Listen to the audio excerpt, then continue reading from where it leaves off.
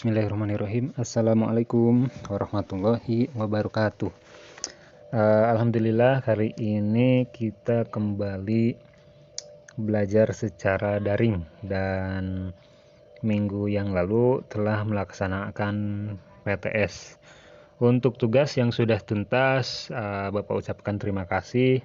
Untuk yang belum berarti tahu konsekuensinya nanti seperti apa.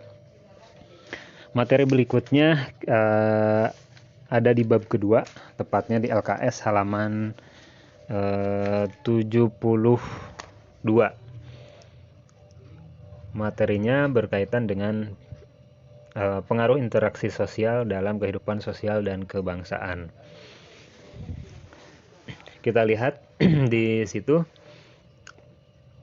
Yang pertama adalah ruang lingkup mobilitas sosial dalam kehidupan. Mobilitas sosial itu artinya adanya perpindahan sosial seseorang, di mana yang pindah bukan individunya, bukan orangnya, tetapi status sosialnya yang berpindah. Misalkan orang yang mendapatkan gusuran, yang artinya secara ekonomi dia kemudian bisa dikatakan menjadi orang kaya baru, jadi status sosialnya akan meningkat. Itu sebagai salah satu contoh. Nah, kita lihat apa yang ada di layar. Istilah mobilitas itu berasal dari bahasa Latin, dari kata mobilis, yang punya makna yaitu banyak pergerakan, kemudian juga mudah dipindahkan dari satu tempat ke tempat yang lain. Itu pengertian mobilis. Sedangkan status atau sosial berarti berkaitan dengan status sosial seseorang dalam hal ini. Kita lihat yang berikutnya, di situ ada pengertian mobilitas sosial secara umum. Di halaman 73 di situ disajikan beberapa pendapat para ahli dari pengertian mobilitas sosial di sini. Tapi di sini Bapak sampaikan pengertian mobilitas secara umum. Mobilitas sosial yaitu perpindahan seseorang atau sekelompok orang dari satu kelas sosial ke kelas sosial yang lainnya. Dan bentuk-bentuk mobilitas sosial ini terbagi menjadi 4 diantaranya. Yang pertama adalah mobilitas sosial vertikal, di mana mobilitas sosial vertikal di sini yaitu perpindahan status sosial seseorang dari satu kedudukan ke kedudukan lainnya yang tidak sederajat.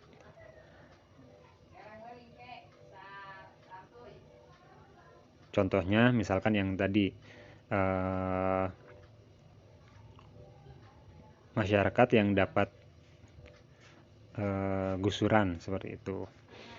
Dan mobilitas sosial vertikal di sini terbagi 2, yaitu mobilitas sosial vertikal naik atau social climbing, dan mobilitas sosial vertikal turun atau social sinking. Perbedaannya, yang pertama mobilitas sosial vertikal naik, yaitu perpindahan status sosial seseorang.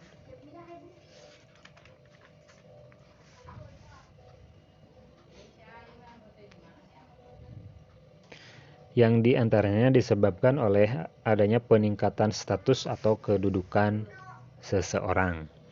Contohnya misalkan seorang guru yang kemudian diangkat menjadi kepala sekolah atau kepala madrasah, sehingga status sosialnya akan naik, kedudukan sosialnya akan naik.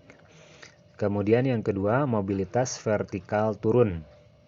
Jika diartikan mobilitas vertikal turun yaitu perpindahan status sosial seseorang atau kelas sosial seseorang ke posisi yang lebih rendah atau ke status sosial yang lebih rendah. Contohnya misalkan karyawan atau pegawai yang dipecat dari pekerjaannya karena melanggar peraturan perusahaan misalkan, sehingga yang tadinya punya pekerjaan jadi pengangguran. Lalu yang kedua adalah mobilitas sosial horizontal, yaitu perpindahan status sosial seseorang pada posisi ataupun pada lapisan sosial yang sama.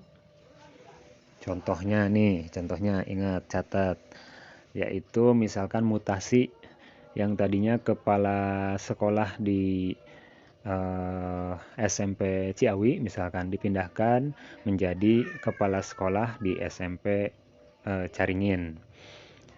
Itu disebut mobilitas sosial horizontal karena berada pada lapisan sosial yang sama, yaitu kepala sekolah.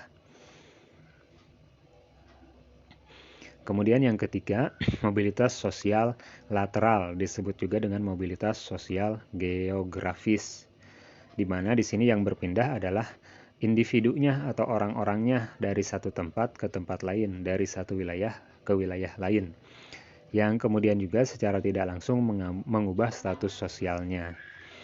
Lalu yang keempat, mobilitas struktural, yang diantaranya disebabkan oleh adanya inovasi, teknologi, urbanisasi, pertumbuhan ekonomi, peperangan, dan kejadian lainnya yang akhirnya mengubah struktur dan jenis kelompok dalam masyarakat.